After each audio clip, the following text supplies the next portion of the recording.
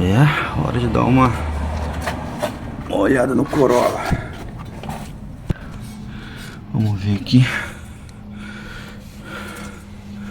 Vamos inspecionar o carro. Ó, já tem um ponto aqui de contato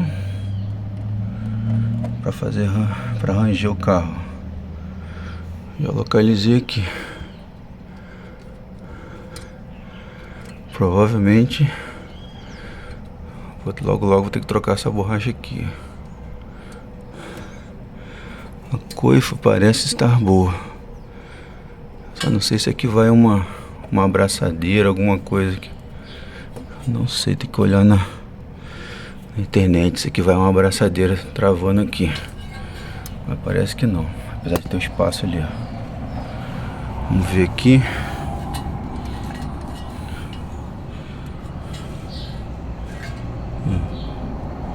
Bucha da balança estourada. Já estava previsto.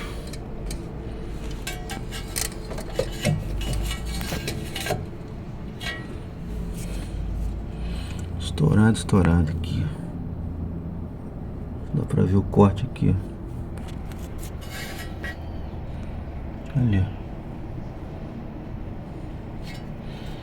Se tivesse uma lanterna melhor, dava pra olhar até lá embaixo, mas essa lâmpada aqui. Ih, tá estourada lá. Lá atrás, lá. Desgrudou a mangueira, a borracha. Eu tô notando que esse carro tem um calçozinho de borracha também lá na direção, ó. Tem que examinar ele direitinho. Mas de cara aqui já é balança.